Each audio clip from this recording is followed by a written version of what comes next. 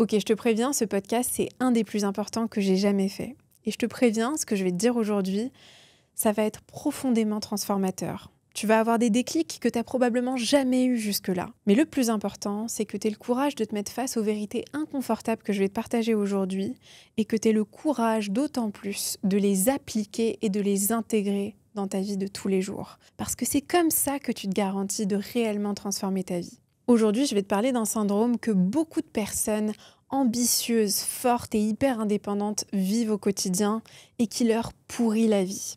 Un syndrome qui te pousse à t'effacer dans tes relations, à prendre la responsabilité de tout ce qui se passe autour de toi, à être la personne solide, fiable et forte sur qui tout le monde se repose, mais qui elle-même ne se repose sur personne. Est-ce que tu as déjà eu le sentiment que si tu ne prenais pas de décision, que si tu ne prenais pas les devants et si tu n'anticipais pas les besoins des autres, tout s'écroulerait autour de toi? Que si c'était pas toi qui anticipais et qui répondais systématiquement aux besoins des autres, ce serait le chaos absolu dans ta vie.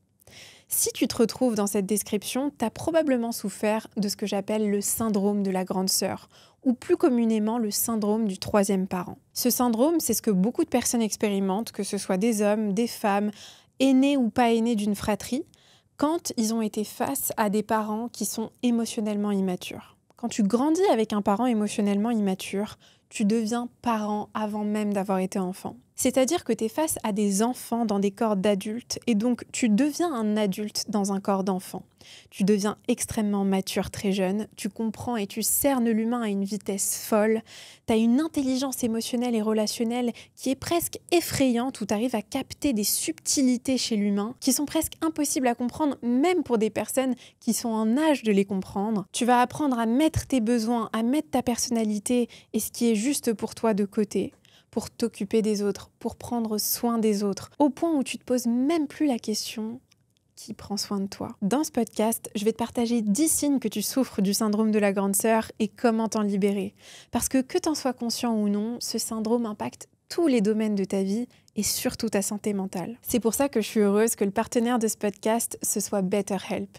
BetterHelp, c'est une plateforme de thérapie 100% en ligne qui te met en relation avec des thérapeutes français certifiés et inscrits à l'Agence régionale de santé. Tu peux faire tes séances de manière flexible et adaptée à tes besoins, en visio, par téléphone ou par message écrit sur ton téléphone ou ton ordinateur, et même échanger des messages avec ton thérapeute entre les sessions. La plateforme t'accompagne de A à Z pour trouver le thérapeute qui te correspond au mieux, celui qui est adapté à tes besoins spécifiques et au sujet qui te challenge en ce moment. BetterHelp ne te met pas en relation avec le premier thérapeute disponible, il combine plusieurs critères, au moins une douzaine, dont tes réponses, leur expérience en mise en relation, un algorithme intelligent et la disponibilité des thérapeutes pour te mettre en relation avec un thérapeute de manière personnalisée. Tu commences à remplir un petit questionnaire pour exprimer tes besoins, tes préférences et tes attentes et t'es mis en relation avec un des 250 thérapeutes certifiés de la plateforme. Et si le lien ne se crée pas, tu peux changer de thérapeute à tout moment sans frais supplémentaires. J'ai testé beaucoup d'outils pour aller mieux, même avec l'intelligence artificielle, mais rien ne remplace une véritable thérapie. L'IA, c'est un outil qui s'adapte à ce que toi tu lui dis, mais qui ne va pas te pousser dans tes retranchements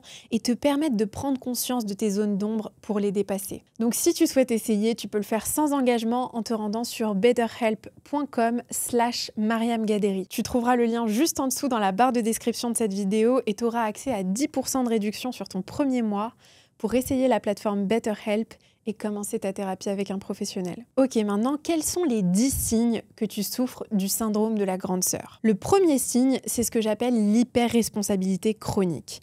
Qu'est-ce qui se passe quand tu es chroniquement hyper-responsable? Quand tu grandis avec un ou plusieurs parents qui sont émotionnellement immatures, et ça peut être une immaturité émotionnelle, financière, physique, peu importe, ça peut être tout type d'immaturité. Peut-être que tu avais des parents qui ne savaient pas gérer leur argent et ça t'a créé de l'insécurité. Ou peut-être que tu avais des parents qui ne savaient pas gérer leurs émotions et ça t'a créé de l'insécurité. Ou peut-être encore que tu avais des parents physiquement violents et ça t'a créé une forme d'insécurité.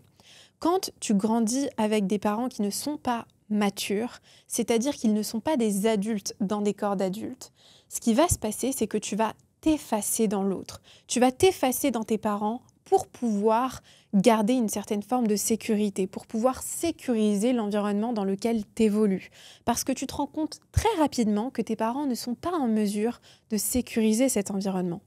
Donc tu vas apprendre à prendre soin des autres, à te sentir responsable de ce que tes parents ressentent, de ce qu'ils vivent, de ce dont ils ont besoin, de ce qu'il se passe dans leur couple. Et donc, tu vas avoir cette tendance à ressentir à la place des autres. Tu vas devenir extrêmement fort dans ta capacité à cerner les émotions et l'état émotionnel des autres. Tu vas comprendre exactement ce que les autres ressentent avant même qu'ils ne parlent. Et tu vas devenir une machine de guerre dans ta capacité à anticiper et répondre à leurs besoins. Tu vas t'excuser pour tout de manière presque compulsive, même quand c'est pas ta faute. Tu vas remercier 10 milliards de fois quand qui que ce soit te rend un minimum de service, parce que tu as tellement été habitué à prendre soin des autres que quand quelqu'un vient prendre soin de toi ou fait quelque chose pour toi, ça te paraît presque hallucinant, ça te fait presque peur. T'es pas très confortable dans ce terrain-là. Et donc, tu vas te sentir responsable de tout le monde autour de toi, de tes frères et sœurs, de tes parents, de tes amis, de ton partenaire amoureux. Pourquoi ? Parce que ton cerveau a fait une association très simple. Si je ne prends pas les responsabilités qu'il y a autour de moi, personne ne va les prendre. Et si personne ne les prend, je serai en danger. Donc, c'est dangereux pour moi de ne pas prendre la responsabilité de ce que les autres vivent. Quand tu as des parents qui ne savent pas gérer leurs émotions, qui ne savent pas gérer leur argent, qui ne savent pas gérer leur couple, ce qui va se passer, c'est qu'ils vont déborder sur toi. Ils vont déborder sur toi parce qu'ils vont être incapables de contenir un espace où ils réussissent à résoudre leurs propres problématiques. Et donc, ça va devenir à toi de résoudre la problématique. Ils vont pas venir te dire « résous nos problèmes », mais tu vas tellement clairement et spécifiquement voir devant tes yeux qu'ils sont incapables de le résoudre que tu vas prendre les choses en main, ou en tout cas, tu vas essayer de les prendre en main. Moi, je me rappelle quand j'étais enfant que mes parents se disputaient très violemment à la maison, et même s'il y avait énormément d'amour chez moi, mes parents m'ont énormément aimé, moi et ma sœur, ils étaient en grande souffrance individuellement et dans leur couple. Et donc, ce qui se passait, c'est que il y avait parfois des disputes tellement violentes que j'avais vraiment le sentiment que si j'intervenais pas, ils allaient être incapables de s'arrêter. Et s'ils ne s'arrêtaient pas, ça pouvait vraiment tourner au drame. Au drame où peut-être, potentiellement, j'allais perdre un de mes parents ou peut-être même les deux. Et donc, j'avais tellement peur de ça, je me sentais tellement en danger que j'ai appris de manière impulsive et de manière totalement naturelle à intervenir. J'intervenais tout le temps. Je me mettais entre mes parents, je leur parlais, je les prenais devant moi, je leur demandais pourquoi ils faisaient ça, je les suppliais d'arrêter. J'étais vraiment la personne qui venait un peu apaiser l'incendie. Et petit à petit, je me suis tellement habituée à faire ça que ça a énormément impacté mes relations. Ça a impacté mes relations à l'école, avec mes amis, avec les hommes, dans mon travail. J'étais l'infirmière, j'étais le médicament. Et je me rappelle que à plusieurs reprises, quand j'ai commencé à parler de mon expérience aux gens autour de moi, les gens me disaient « Mais pourquoi t'arrêtes pas de prendre ces responsabilités ? Mais c'est pas ta responsabilité. » Je sais que si vous m'écoutez là et que vous vous retrouvez dans ce que je suis en train de dire, je sais qu'on a dû déjà vous sortir cette fameuse phrase « Mais pourquoi t'arrêtes pas ? Mais c'est pas ton rôle, c'est pas ton rôle. » Et moi, je détestais qu'on me dise ça. Je détestais qu'on me dise « C'est pas ton rôle. » Oui, c'est pas mon rôle, ok. T'es bien mignon de me dire que c'est pas mon rôle. Mais s'il y avait un incendie devant toi qui était en train de se produire sous tes yeux et que tu voyais que tout le monde autour de toi n'était pas capable de mettre fin à cet incendie, est-ce que tu les regarderais ? Est-ce que tu les regarderais brûler ? Est-ce que tu regarderais ta maison brûler, ta sécurité brûler, les gens que t'aimes brûler ? Probablement pas. Donc c'est vraiment hyper important de comprendre que la personne qui souffre du syndrome de la grande sœur, c'est une personne qui est devenue hyper responsable malgré elle. Et ça ne sert à rien de la culpabiliser ou de lui dire « c'est pas ton rôle ». C'est d'une absurdité sans nom de dire à quelqu'un « c'est pas ton rôle ». À un moment donné, il faut comprendre pourquoi tu agis comme tu agis. Pourquoi est-ce que tu as pris l'habitude d'internaliser les problèmes des autres, d'internaliser les souffrances des autres, de ne pas être capable de te détendre si les gens autour de toi ne sont pas détendus, de ne pas être capable d'être en paix s'il y a de l'anxiété autour de toi ou s'il y a une forme de souffrance chez quelqu'un que tu aimes. Il y a une raison pour ça. Ton cerveau a fait une association à un moment ou à un autre de « si je ne passe pas à l'action », si je ne solutionne pas, si je ne répare pas, alors danger de survie pour moi. Parce que l'enfant que tu as été n'a pas pu faire la différence entre ça regarde mes parents et ça me regarde moi. Non, parce qu'un enfant, pour survivre, il a besoin de l'attention de ses parents, il a besoin de l'amour de ses parents, il a besoin de la présence de ses parents. Donc, si un enfant voit que ses parents n'arrivent pas à gérer l'argent, perdent tout l'argent qu'ils gagnent, donc potentiellement peuvent être en danger de survie. Si un enfant voit que ses parents peuvent carrément aller au point de presque se faire mal physiquement, émotionnellement, au point où tu ne sais même pas ce qui pourrait arriver dans ta famille, c'est normal que tu apprennes à réagir et à te responsabiliser. Donc, tu es chroniquement hyper responsable. Le problème avec ça, c'est que tu vas être fautif de tout. Tout ce qui se passe, c'est ta faute. Tout ce qui va mal, c'est ta faute. Tout ce qui va bien, par contre, n'a rien à voir avec toi. Tu ne prends pas la responsabilité de ce qui va bien. Tu as tendance à être beaucoup dans le jugement envers toi-même. C'est vraiment ta pire critique. Il y a un tyran dans ta tête qui te dit sans cesse que tu ne fais jamais assez bien, que c'est jamais assez parfait, que pour toi c'est différent, que même quand tu réussis à faire quelque chose, tu vas essayer de trouver une excuse qui explique pourquoi c'est grâce à quelqu'un d'autre et pas grâce à toi. Par contre, quand quelque chose va mal, c'est ton rôle, ta responsabilité, c'est ton périmètre. Le deuxième signe que tu souffres du syndrome de la grande sœur, c'est que tu es en hypervigilance et en suradaptation constante. Tu deviens un caméléon qui est capable de cerner comme un radar de dernière génération ce que les gens ressentent, de quoi ils ont besoin, qu'est-ce qu'ils vivent, qu'est-ce qu'ils pensent, comment ils fonctionnent. Tu as cette intelligence relationnelle et émotionnelle qui est hors norme. Tu es capable de comprendre et de cerner les gens en un regard. Tu captes les micro-expressions, des signaux qui sont tellement subtils que la plupart des gens ne les remarqueraient même pas. Et tu penses que c'est parce que tu es hypersensible.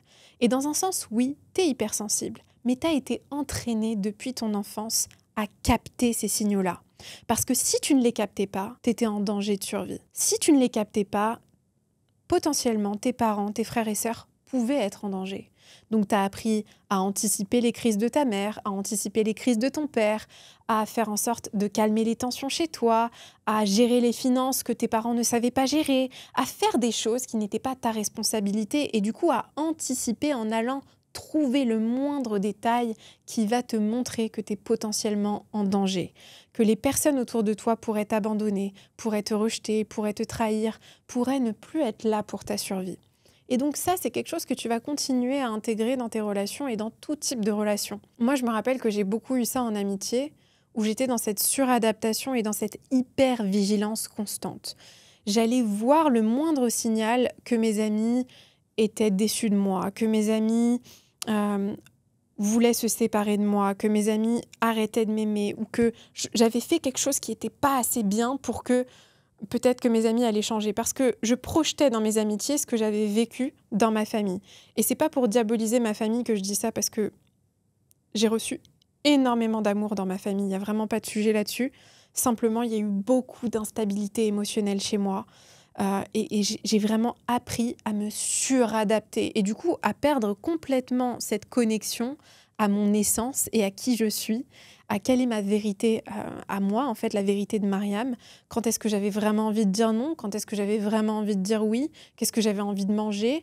Pour une personne qui souffre du syndrome de la grande sœur et qui est en hyper-indépendance et en hyper-vigilance, très souvent, il y a un pattern de tu ne sais pas réellement ce que tu veux et ce que tu aimes. Tu as tellement appris à te perdre dans les autres et à dire oui à tout ce que les autres te demandent, aux besoins et aux demandes des autres, que tu ne sais même pas ce que tu veux manger ce soir. Tu ne sais pas quel film tu veux regarder. Tu ne sais pas si tu as envie de rester à la maison ou sortir. Tu ne sais pas si tu préfères boire du café ou de l'eau. Tu es vraiment complètement déconnecté de toi parce que tu as appris à dire sans cesse oui par besoin de survie.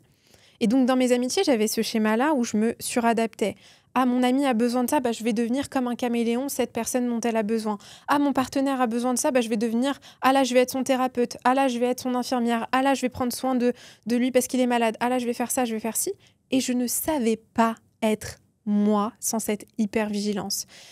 Qu'est-ce qui se passe quand on est dans cet état-là? On est constamment éprouvé dans notre système nerveux. Notre système nerveux est constamment en train de marcher pour nous permettre de survivre, est constamment en hyperstimulation. Ça épuise le corps. Ça épuise le corps. Et là, on ne sait pas dire non nous-mêmes, c'est-à-dire qu'on ne sait pas aller vers les autres et leur dire non, notre corps va dire non à notre place. Donc très souvent, ce que je vois chez les personnes qui souffrent du syndrome de la grande sœur et qui n'arrivent pas à dire non, c'est qu'elles vont avoir souvent des maladies chroniques, des maladies auto-immunes.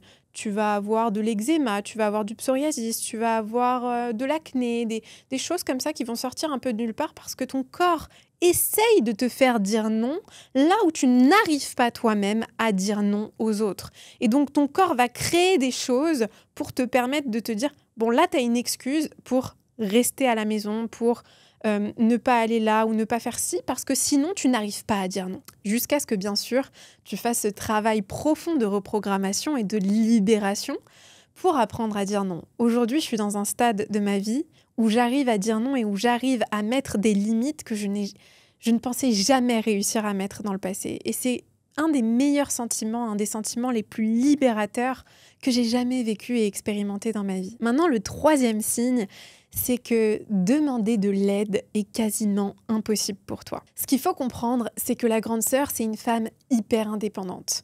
C'est une femme qui déteste avoir besoin des autres. Non pas parce qu'elle a un ego surdimensionné ou qu'elle se croit supérieure, mais parce qu'elle a appris depuis qu'elle était enfant qu'elle ne pouvait pas se fier aux figures d'autorité autour d'elle. Elle a appris à ses dépens que si elle essayait de se reposer sur les autres, elle serait non seulement déçue, mais en danger de survie. Et donc petit à petit, elle a développé un mécanisme de protection où son subconscient a fait l'association dépendre des autres égale danger. Le problème avec ça, c'est que c'est très difficile pour une femme hyper indépendante de rencontrer l'amour, de s'ouvrir à un homme, de construire une belle amitié avec quelqu'un quand elle est persuadée que s'ouvrir, être vulnérable, dépendre d'une personne signifie un danger potentiel pour sa survie. C'est toute une reprogrammation que d'apprendre à s'ouvrir en pleine sécurité aux autres et à se sentir tellement en sécurité auprès de soi-même qu'il n'y a personne qui peut nous mettre en insécurité. Que même si un homme, une amie, quelqu'un partait de notre vie soudainement, on réussirait à se remettre sur pied, à réavancer et à rester solide à l'intérieur de soi. Tu vois, si tu es une femme hyper indépendante, tu vas avoir souvent tendance à laisser toute la place aux autres. Tu vas être très inconfortable quand les gens vont te donner de l'attention, de la présence, de l'intérêt. Pourquoi ? Parce que tu as l'habitude, depuis ton enfance, de prendre soin des autres, de laisser de la place aux autres, de créer un espace pour que les autres puissent se reposer sur toi.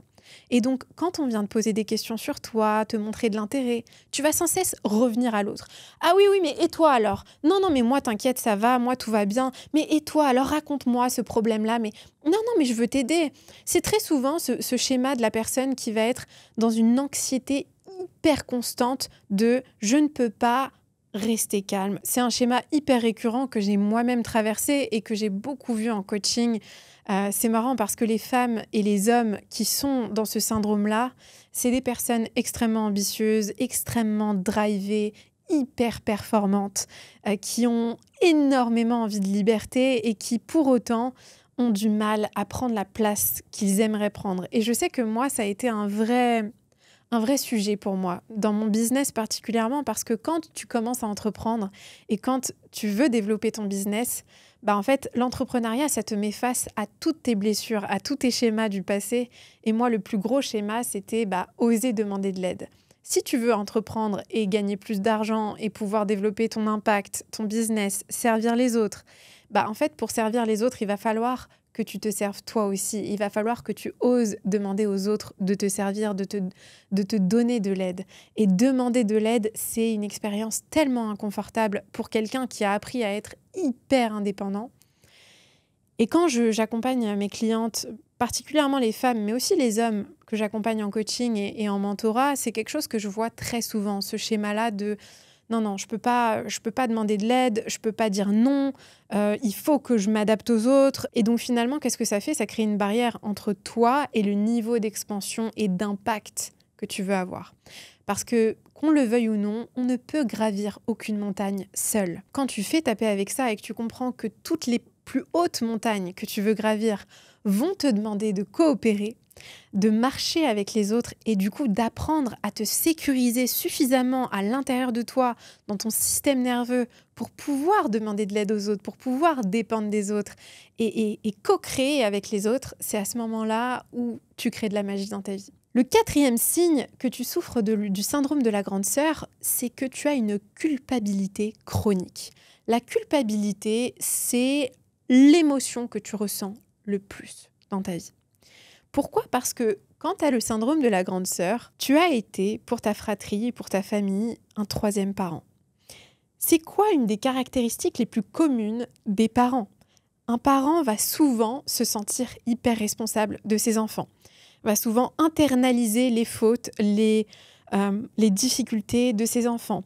Il va se sentir sans cesse en hypervigilance, comme on l'a vu, de ce qui se passe pour ses enfants, parce qu'il se sent responsable de leur survie. Ce qui se passe quand tu souffres du syndrome de la grande sœur, c'est que tu vas avoir cette hyper-culpabilité constante dès qu'il s'agit de prendre soin de toi, de faire quelque chose pour toi, de prendre du temps pour toi, parce que tu as tellement été habitué à avoir un rôle de parent, à t'occuper des autres, que tu as associé ta valeur à « je prends soin des autres ». J'ai de la valeur si je prends soin des autres, si je réponds et si j'anticipe les besoins des gens autour de moi, si je réussis à répondre dans le mille de manière parfaite aux besoins de cette personne, j'aurai de la valeur, je serai en sécurité et je pourrai enfin me détendre. Mon système nerveux sera enfin en sécurité. Et donc, pourquoi est-ce que la plupart des gens hyper indépendants, des grandes sœurs, de ces personnes-là qui sont très ambitieuses, ont autant de mal à se reposer, à se calmer, à ne pas être parfaits dans les actions qu'ils prennent, à sortir du perfectionnisme et de la honte? C'est parce que, en fait, tu as appris à associer le fait de réussir à agir de manière parfaite, à cibler droit dans le mille comme une manière de pouvoir te poser. Et donc, quand tu ne fais pas ça, quand tu ne cherches pas à répondre aux besoins des autres de manière parfaite, mais plutôt à prendre soin de tes besoins à toi, qu'est-ce qui se passe ? Ton système nerveux, il est là, il se dit « Mais oh là, qu'est-ce qu'elle fait là ? Attends, on n'a pas l'habitude. Danger, danger, danger, incendie, attention !» Toutes les alarmes sonnent dans ton corps. Et qu'est-ce que tu ressens ? Tu ressens de la culpabilité. La culpabilité, c'est simplement un mot qu'on pose sur cette émotion, cette énergie que tu ressens dans ton corps dès que tu t'éloignes du fait de prendre soin des autres et de répondre de manière chronique, impulsive et maladive aux besoins des autres. Tu ressens comme des coups de couteau dans ton corps qui te disent « Attention, attention, attention, il y a un danger, qu'est-ce que tu fais ? T'es pas bien, t'es égoïste, t'es mal, t'es une mauvaise personne. » Ça, c'est un sentiment qu'il va falloir que tu apprennes à libérer. Je me rappelle, il y a quelques semaines, j'avais un coaching avec un de mes clients qui a un profil vraiment brillant, tellement ambitieux, vraiment quelqu'un qui a réussi à se construire une très belle vie, mais qui se sent hyper responsable de son petit frère. Donc, son petit frère dépend totalement de lui pour prendre ses décisions, pour vivre, pour pouvoir s'acheter des choses. Donc, son petit frère dépend de lui émotionnellement, financièrement, psychologiquement. Il y a vraiment une relation de codépendance très souvent avec les personnes qui sont hyper indépendantes. Sans se rendre compte, on crée une relation de codépendance avec les gens autour de nous. Parce qu'on s'est tellement habitué à prendre la posture du sauveur, à être le sauveur des autres, que sans s'en rendre compte de manière très inconsciente, on a créé une dynamique où les gens autour de nous dépendent de nous et ne savent pas faire sans nous. Et c'est pas qu'ils savent pas faire sans nous parce qu'ils ne sont pas capables de faire sans nous, c'est que nous-mêmes, on a joué un rôle dans cette dynamique. On s'est habitué à prendre la responsabilité de ce qui appartenait aux autres parce qu'on avait tellement peur qu'ils ne puissent pas prendre cette responsabilité qu'on ne leur a pas laissé la possibilité d'aller chercher leurs propres ressources. On veut tellement être l'héros de l'histoire des gens qu'on aime. On veut tellement être le héros de nos proches qu'on ne leur laisse pas être leur propre héros. On veut tellement les sauver qu'on ne leur laisse pas se sauver eux-mêmes. Le problème, c'est que quand tu cherches sans cesse à sauver quelqu'un d'autre, au lieu d'être reconnaissant, cette personne va t'en vouloir. Elle va avoir du ressentiment envers toi parce qu'à un certain niveau, elle va se dire que tu te crois supérieur à elle pour essayer de la sauver. Et inconsciemment, sans même se rendre compte, elle va elle-même se garder dans une posture où elle t'en veut de ne pas la sauver et en même temps, elle t'en veut de la sauver. Il n'y a aucun moyen de gagner dans cette dynamique. Et donc, dans cette session avec ce client, au fur et à mesure de la discussion, il commence à prendre conscience de sa part de responsabilité dans ce que son frère est en train de vivre. Et surtout, il prend conscience que la meilleure manière de sauver son frère, le meilleur moyen de servir son frère et d'aimer son frère, c'est d'arrêter de chercher à le sauver. Et c'est quelque chose de très libérateur pour une personne qui souffre du syndrome de la grande sœur, parce que cette culpabilité de ne pas sauver l'autre, elle est tellement, tellement profonde chez nous, elle est tellement viscérale que c'est toute une reprogrammation à faire que de comprendre que le meilleur moyen d'aimer tes proches, le meilleur moyen de les sauver, c'est d'arrêter de les sauver. Donc ça va te demander toute une déconstruction. À partir du moment où tu fais ça, tu peux commencer à construire ta vie, à construire ton business, à construire ta relation de couple, à vraiment attirer à toi des opportunités, des sommes d'argent, des personnes complètement différentes de ce que tu avais tendance à attirer à toi. Parce que un autre signe que tu souffres du syndrome de la grande sœur, donc le 5e, c'est que tu vas attirer des relations déséquilibrées dans ta vie. Sans même t'en rendre compte, tu vas souvent attirer des personnes qui ont besoin d'être sauvées. Des personnes qui sont là pour prendre, mais rarement pour donner. Des personnes qui vont dépendre de toi pour résoudre leurs problèmes, pour les aider financièrement, pour les réguler émotionnellement, mais qui ne vont jamais réellement s'intéresser à la manière dont eux peuvent te servir. Et donc il y a souvent ce déséquilibre-là parce que tu as appris à associer ta valeur à ce rôle de sauveur. C'est un rôle qui t'a permis d'une certaine manière de te mettre en sécurité, de rehausser une estime pour toi-même qui était difficile à construire quand tu étais dans un environnement familial un peu chaotique où tu devais toujours prendre soin des autres. Vous savez, c'est important de comprendre, les amis, qu'un enfant, et ça c'est le docteur Gabor Maté qui en parle très bien, qui est un des experts les plus renommés dans le monde sur les traumatismes et le développement de l'enfant. Il explique qu'un enfant ne fait pas la différence entre ce qui est personnel et ce qui n'est pas personnel. Un enfant prend tout personnellement. Et même si on a souvent tendance à parler des traumas lourds, un traumatisme tel que le fait de ne pas avoir l'attention d'un de tes parents, de ne pas avoir le soutien financier d'un de tes parents ou des deux, de ne pas avoir la présence d'un de tes parents. Tout ça, c'est des traumatismes. C'est des besoins fondamentaux qu'on a en tant qu'enfant. Et si ces besoins-là ne sont pas satisfaits, un enfant ne va pas se dire « c'est pas de ma faute ». Mon père est dépassé, il souffre lui-même de ses traumatismes. Un enfant de 5 ans, il ne va pas se dire ça, ok ? Soyons honnêtes. On va pas se dire ça. Un enfant va se dire « c'est ma faute ». Si j'étais meilleur, si j'étais plus parfait, si j'étais plus performant, si je brillais plus, mon parent ferait attention à moi, mon parent serait intéressé par moi, il me donnerait ce dont j'ai besoin. Et donc ce qui se passe souvent quand tu souffres du syndrome de la grande sœur, c'est que tu vas vouloir te créer une vie grandiose. Tu vas avoir énormément d'ambition, tu vas être très performant, tu vas pas te lâcher, tu vas avoir des standards bien plus élevés que la moyenne des gens, tu vas être très exigeant envers toi-même. D'un côté parce que tu veux te créer une vie où tu accèdes à la liberté à laquelle tu n'as pas pu accéder quand tu étais enfant. Quand tu étais enfant, tu as été obligé de devenir adulte. On t'a forcé. Tu n'as pas eu le choix. Pour survivre, tu as dû devenir un adulte. Il y a eu très peu de liberté dans cet espace-là. Et donc, ça va devenir ton obsession en grandissant de te créer une vie d'adulte où tu es libre de choisir qui tu es, où tu es libre de voyager où tu veux, où tu es libre de dépenser la somme d'argent que tu veux, où tu es libre d'avoir les amitiés que tu veux, les gens autour de toi que tu veux, de travailler comme tu veux, de faire ce que tu veux, parce que la liberté devient une de tes valeurs les plus hautes. La deuxième raison pour laquelle les personnes qui souffrent du syndrome de la grande sœur sont autant ambitieux et performants dans leur vie et ont des standards aussi élevés, c'est que il y a une faille dans tout ça. Il y a une faille narcissique, il y a une faille de « j'ai tellement eu le sentiment de ne pas être vue quand j'étais enfant. J'ai tellement eu le sentiment de ne pas avoir eu d'importance que je vais chercher à être important aux yeux du monde. » La femme hyper indépendante, c'est une femme qui va avoir une ambition démesurée, qui va avoir besoin d'être vue et d'être reconnue là où elle n'a pas été vue et reconnue dans sa famille. Et donc, le besoin de réussite à un niveau beaucoup plus élevé que la moyenne, il est aussi relié à ça.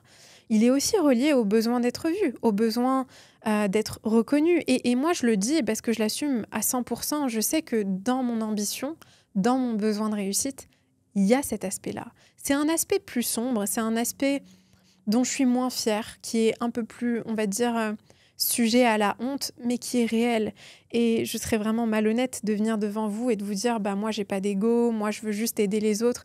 Moi, j'ai envie de servir les autres. J'ai envie de servir la cause que Dieu a mis dans mon cœur parce que, d'un côté, je suis persuadée que si j'ai vécu ça dans ma famille et dans mon enfance, c'est aussi pour qu'aujourd'hui, je puisse venir devant cette caméra et faire ce podcast et impacter toutes les personnes qui le verront. Mais il y a aussi une part de moi qui a été blessée, une part de moi qui est toujours à l'intérieur de moi, un enfant, l'enfant que j'ai été, qui s'est pas senti vue, qui s'est pas senti entendue, qui s'est pas sentie importante et qui a besoin de se sentir importante. Et j'apprends de plus en plus tous les jours à aimer cette part de moi, à lui donner de l'importance, à combler ses besoins. Mais je sais que elle est là et qu'il y a des moments où elle va avoir envie de trouver cette importance aux yeux de personnes qui l'écoutent et qui comprennent ce qu'elle a à transmettre. Maintenant, le 6e signe que tu souffres du syndrome de la grande sœur, c'est que recevoir, c'est une expérience douloureuse pour toi. Ta zone de confort, c'est le don, c'est le sacrifice de toi-même. Quand tu es dans ce schéma-là, tu as du mal à recevoir, tu es dans ton énergie masculine. Je connais beaucoup de femmes, et notamment des femmes que j'accompagne en coaching et en mentorat, qui sont dans cette énergie masculine de manière presque démesurée. C'est-à-dire que j'avais une cliente en coaching l'autre jour qui me disait « Je sais ce que je veux faire, je sais quel business j'ai envie de créer ». Et quand elle m'en parlait, elle avait des étoiles dans les yeux, je voyais que ça la stimulait, que ça la nourrissait. Mais elle me disait « Mais pour ça, ça voudrait dire que il faudrait que j'abandonne le business que j'ai actuellement. » Et le business qu'elle a actuellement, c'est un business où elle souffre énormément, où elle est dans le sacrifice permanent d'elle-même. Et étant donné qu'elle a été habituée, formatée et conditionnée à ce schéma-là, sortir de ce mode sacrifice et aller dans un mode plus doux, plus fluide, plus joyeux et léger, c'est presque terrorisant pour elle. Et c'est terrorisant pour la personne qui souffre du syndrome de la grande sœur. La grande sœur, c'est quelqu'un qui va être tellement habitué à être dans le sacrifice que être dans un espace, dans une relation, dans un business, dans un travail où elle reçoit, où elle est nourrie, où elle est vue, où elle est reconnue, où les choses se font de manière fluide, où il y a du respect, où il y a de la légèreté et de la joie, ça la terrorise. Et c'est vraiment un terrain qui n'est tellement pas familier qu'elle va presque s'auto-saboter pour ne pas y aller. Moi, je sais que pendant longtemps, j'ai été dans ce schéma-là où quand je rencontrais un homme bien, je m'auto-sabotais, je sabotais la relation, je faisais en sorte que la personne parte. Si je pouvais gagner de l'argent facilement ou de manière fluide parce que j'étais dans ma zone de génie, je faisais en sorte de faire quelque chose très inconsciemment pour mettre des bâtons dans les roues et que ça ne marche pas aussi bien que je l'aurais voulu. Parce que consciemment, j'avais envie de fluidité, j'avais envie de légèreté, j'avais envie de recevoir, d'être plus riche, d'avoir plus d'argent, d'être entourée de personnes qui me respectent, d'avoir de la joie, de la légèreté, de l'amour, d'être en pleine santé, de me sentir bien dans mon corps. Mais bizarrement, inconsciemment, je me mettais des bâtons dans les roues tout le temps. Des bâtons dans les roues, des bâtons dans les roues. Je faisais quelque chose qui faisait que d'un côté ou d'un autre, je me sabotais. Mais c'est pas réellement que je me sabotais, c'est que je faisais en sorte de protéger cette version de Mariam que je connaissais depuis toujours. La version de Mariam qui se sacrifie, qui se surmène, qui est dans la souffrance. Pourquoi autant d'entrepreneurs, et j'accompagne beaucoup de personnes qui me disent souvent ça, ils me disent « Mais Mariam, c'est pas possible de gagner de l'argent sans souffrir ». Je suis persuadée que tu peux pas gagner d'argent sans souffrir. Je suis persuadée que l'amour, c'est souffrir. Il y a tellement d'hommes et de femmes aujourd'hui qui pensent que tout ce qu'ils désirent le plus leur demande une souffrance et même plus un sacrifice absolu d'eux-mêmes. Que si tu veux gagner plus d'argent, il faut que tu souffres. Si tu veux être avec quelqu'un en couple et que ça marche, il faut que tu souffres. Si tu veux avoir une famille, il faut que tu souffres. Si tu veux pouvoir faire le métier que tu aimes, il faut que tu souffres. En fait, tout ce que tu veux le plus doit être payé par de la souffrance. Et cette croyance, elle vient d'où ? elle vient de quelque chose de très simple. Quand tu grandis dans un environnement chaotique et dysfonctionnel, et que pour obtenir l'amour, l'attention, la validation de tes parents, tu as dû te sacrifier, te plier en mille, te surmener pour obtenir leur attention, comment est-ce qu'à l'âge adulte, tu vas avoir une autre croyance que ce que je désire le plus doit être payé par de la souffrance? J'aimerais vraiment que tu te poses sur cette question, parce que c'est une question fondamentale. Maintenant, le 7e signe, c'est que tu es coupé de tes émotions.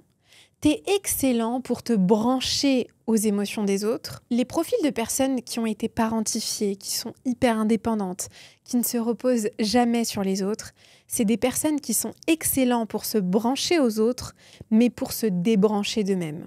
Donc qu'est-ce qu'ils font? Ils se débranchent de leur corps, de leurs émotions, de leurs besoins, pour absorber ceux des autres. C'est des personnes qui vont rentrer dans une pièce et qui vont être instantanément capables de capter l'énergie de la pièce, la température, les émotions, de cerner ce que les gens ressentent, ce que les gens pensent.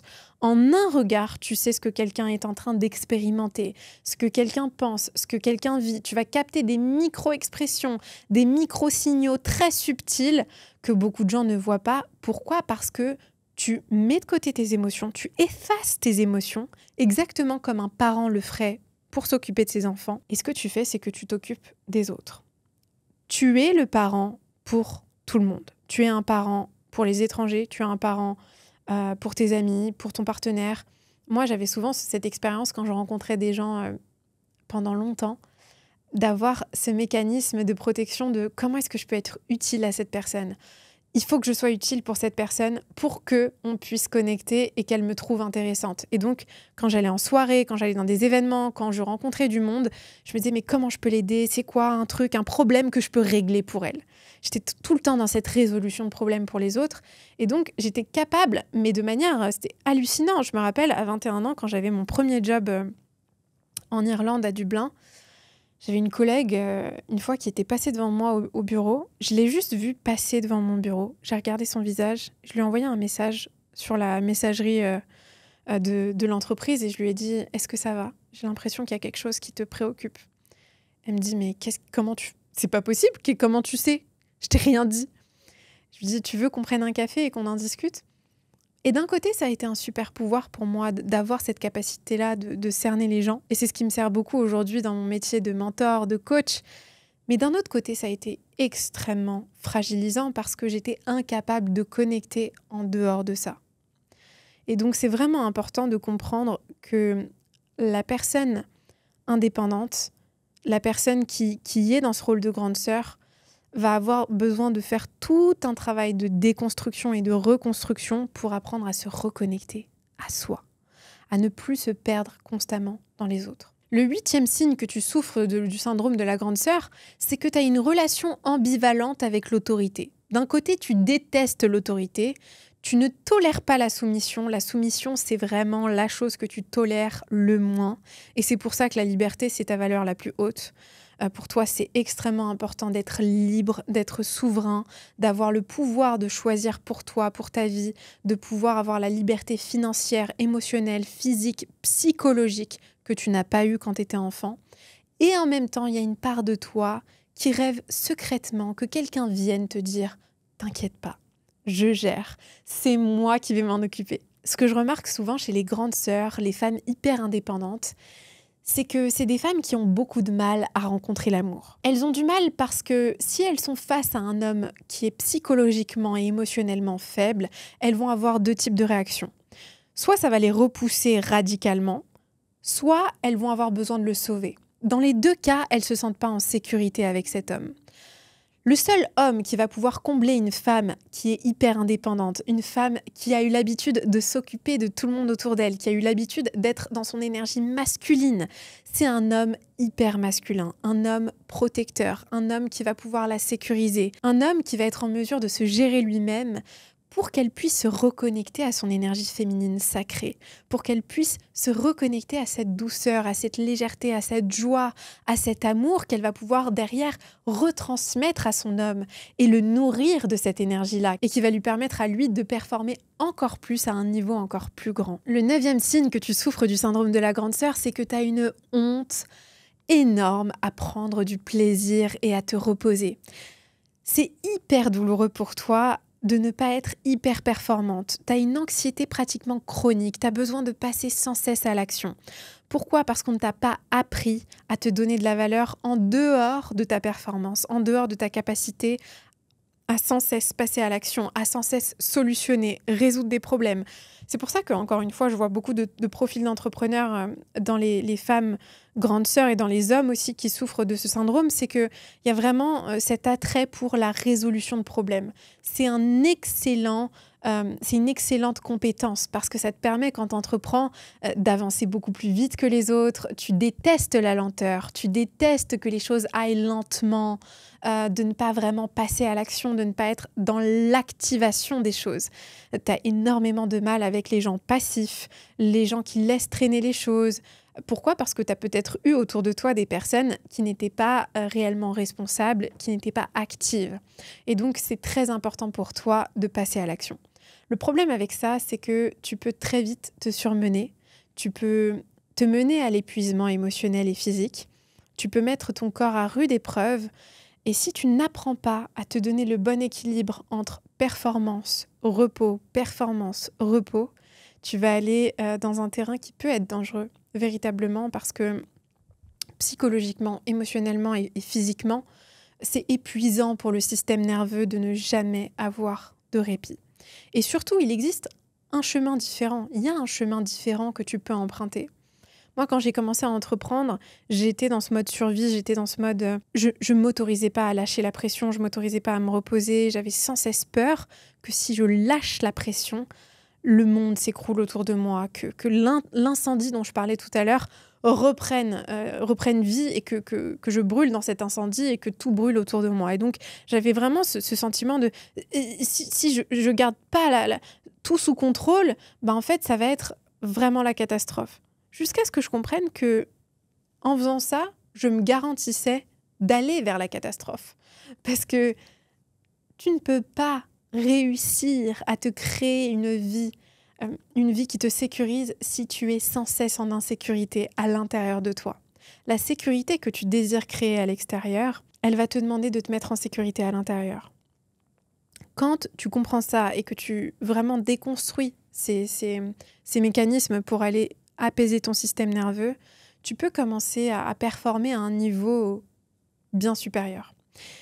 Et maintenant, le 10e et dernier signe que tu souffres du syndrome de la grande sœur, c'est que tu es probablement quelqu'un qui a une très faible, si ce n'est aucune tolérance pour la victimisation.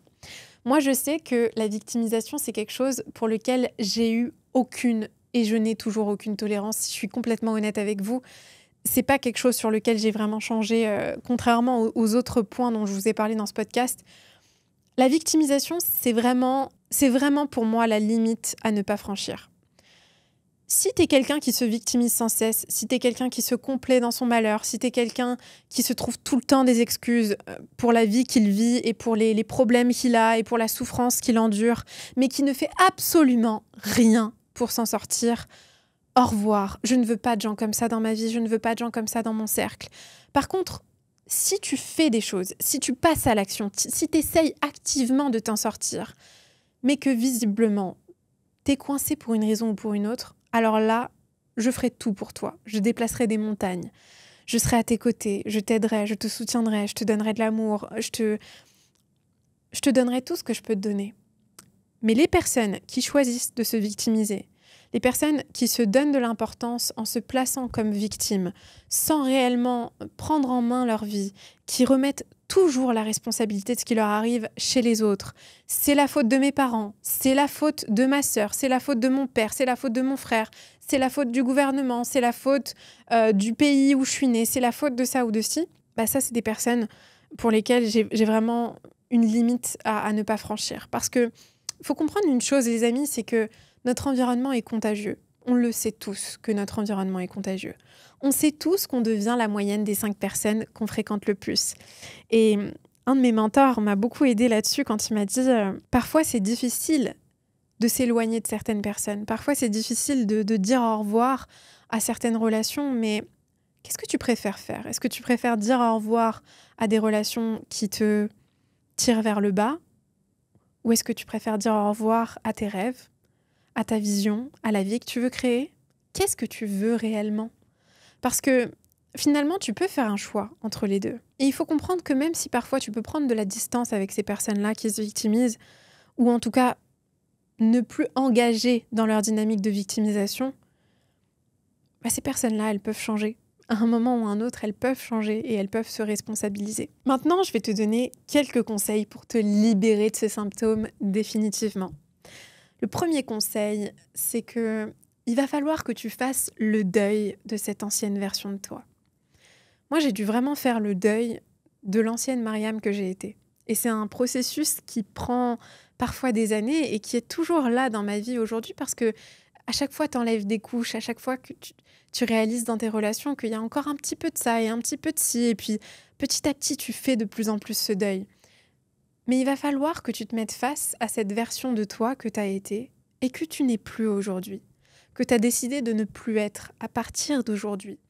Maintenant, là, au moment où tu écoutes ce podcast, tu décides de lui dire au revoir. Il va falloir que tu t'assoies avec elle, que tu la remercies, que tu la regardes, que tu la serres dans tes bras, que tu lui dises merci. Merci de m'avoir protégée, merci d'avoir été là. Merci d'avoir fait en sorte qu'on survive. Merci d'avoir fait en sorte que peut-être nos parents, peut-être nos frères et sœurs nous donnent ce qu'on avait besoin de recevoir. Peut-être que on l'a fait parce que on ne savait pas comment faire autrement. Peut-être que ça a été un mécanisme naturel qui s'est développé et je te remercie. Je te remercie d'avoir fait ça pour moi. Je te remercie d'avoir fait ça pour moi et pour les autres. D'avoir réussi à ce point-là à te sacrifier. D'avoir enduré tout ça. Je te remercie, je te vois, je te comprends. Et je suis désolée. Je suis désolée que tu aies dû endurer tout ça. C'est vraiment une étape où tu vas avoir de la compassion pour toi, un amour profond pour la personne que tu as été, pour tout ce que tu as enduré, et en même temps où tu vas oser dire au revoir. Au revoir à cet enfant-là qui s'est sacrifié. Au revoir à cet enfant qui s'est oublié. C'est un moment vraiment très douloureux, très transformateur, et qui va vraiment t'ouvrir toutes les portes qui semblaient fermées avant, parce que quand tu oses dire au revoir à cette version de toi, tu fais de la place pour la nouvelle. La deuxième clé que je veux te donner, c'est réapprends à écouter tes besoins. Réapprends à écouter tes besoins. Entraîne-toi tous les jours. Qu'est-ce que je ressens dans mon corps en ce moment même? De quoi est-ce que j'ai envie? Qu'est-ce qui est juste pour moi dans cette situation? On te propose quelque chose, au lieu de répondre impulsivement, compulsivement, maladivement aux demandes des gens, apprends à faire une pause de quelques secondes, quelques heures, quelques jours. Et consulte-toi. Consulte-toi toi-même. Mariam, qu'est-ce que tu ressens de ça? Qu'est-ce que ton intuition te dit? Qu'est-ce que ton corps te dit là tout de suite? Est-ce que c'est juste? Est-ce que c'est pas juste? Ok, ouais, c'est juste. Je pense que c'est juste. Non, c'est pas... Non, là, j'ai envie de dire non. Ok. Du coup, la troisième clé, c'est apprends à dire non et apprends à changer la dynamique dans tes relations. Il faut que tu comprennes que ça fait des années, peut-être des décennies, que tu as conditionné les autres autour de toi à te voir d'une certaine manière, à se comporter avec toi d'une certaine manière. Quand tu vas commencer à changer, il faut que tu t'attendes à ce que les gens soient dérangés, surpris, qu'ils ne comprennent pas réellement ce qui se passe pour toi. Au lieu de leur en vouloir, prends tes responsabilités et réalise que tu les as habitués d'une certaine manière. Tu les as habitués à ça. Donc, tu ne peux pas t'attendre à ce que du jour au lendemain, ils captent et ils se réadaptent à quelque chose de complètement différent. Entraîne-toi à dire non. Entraîne-toi à exprimer ce dont tu as besoin dans tes relations. Entraîne-toi à sortir du rôle du sauveur. Entraîne-toi à te demander, est-ce que c'est vraiment juste que je fasse ça pour cette personne, ou est-ce que je suis en train d'essayer de la sauver pour me rassurer et pour me réguler moi-même émotionnellement? Si tu vois que certaines personnes résistent beaucoup trop fort, si tu vois que même en expliquant, en exprimant ce que tu es en train de vivre et la transition que tu es en train de vivre, et en exprimant ce dont tu as besoin dans tes relations et la coopération des gens autour de toi, que ces personnes-là, elles résistent, elles veulent pas. Elles veulent pas te voir sortir de ce rôle parce que ça les met inconfortables. n'hésite pas à prendre de la distance. Je sais que c'est dur. Mais si c'est juste pour toi, n'hésite pas à le faire. Ensuite, le 4e point, c'est apprends à être vulnérable et à demander de l'aide. Apprends à demander de l'aide.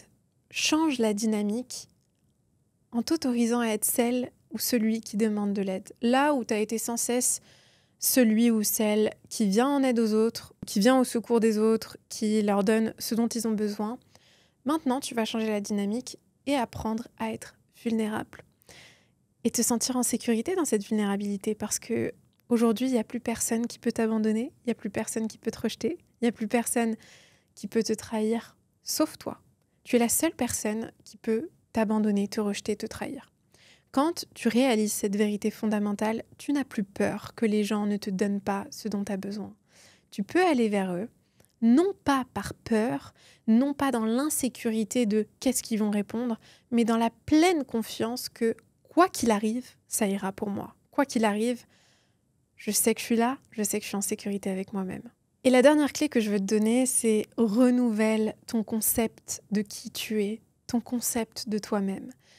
Change l'image que tu as de toi. C'est une véritable renaissance que tu es en train de vivre. C'est un nouveau départ avec toi-même. Ça va te demander de réellement changer l'image que tu as de toi.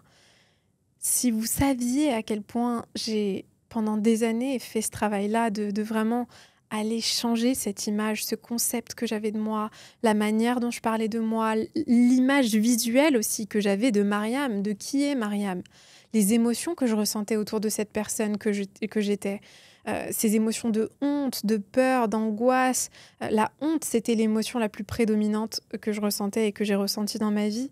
Et ça a été tout un cheminement de sortir petit à petit de cette honte, même si elle vient toujours me rendre visite, mais de vraiment avoir un tout nouveau concept de moi, un concept de moi qui est beaucoup plus fort, beaucoup plus puissant, ancré, un concept de moi qui est vraiment connecté à la vibration de l'amour, de la foi, de la confiance, qui est vraiment dans cette beauté de la vie, au lieu d'être connecté aux fréquences basses de la honte, de la peur, de ne pas être assez, de ne pas être assez bien, assez parfaite. C'est tout un cheminement et une véritable renaissance que tu es en train de vivre. Donc, change l'idée que tu as de toi, change la manière dont tu parles de toi, tu peux changer la manière dont tu t'habilles, tu peux ancrer ça dans des choses comme tes tenues vestimentaires, tu peux changer un peu la disposition de ta chambre ou de chez toi pour vraiment changer, bouger les énergies et visuellement voir ce nouveau départ. Tu peux l'ancrer dans le fait de faire quelque chose pour toi que tu n'as jamais fait auparavant et de te dire ça c'est quelque chose que je fais pour moi.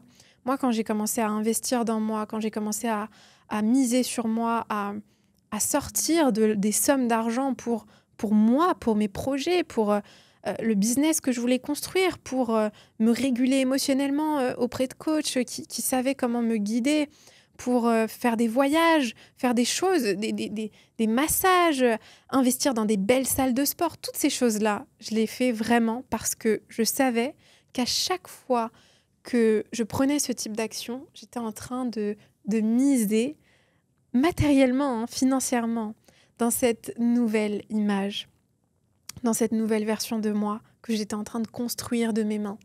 Et c'est extrêmement puissant de faire ça. Parce qu'au fond, être une grande sœur, c'est pas être la personne qui se sacrifie en permanence, c'est pas être la personne qui s'oublie au profit des autres, c'est pas être la personne qui cherche à être l'héroïne sacrifiée qui est sans cesse en souffrance, mais c'est simplement la personne qui ose et qui a le courage de devenir l'adulte qu'elle a toujours eu besoin de voir devant elle. Quelqu'un qui s'aime, quelqu'un qui se respecte et quelqu'un qui ose vivre une vie joyeuse et légère là où elle n'a pas pu le vivre quand elle était enfant. J'espère que ce podcast t'a plu, il a été très très long, mais c'était un podcast vraiment important à faire pour moi personnellement et pour vous, parce que je pense qu'il y a beaucoup de personnes qui se retrouveront dans ce que j'ai partagé aujourd'hui. Si tu penses que l'épisode peut aider quelqu'un, n'hésite pas à le partager autour de toi. N'hésite pas non plus à me laisser un avis, un commentaire sur Apple Podcast ou Spotify. Ça aide le podcast à prendre en visibilité. Et moi, ça me permet d'avoir accès à des guests et des invités auxquels j'aurais eu difficilement accès sans ton aide. Je t'envoie énormément d'amour.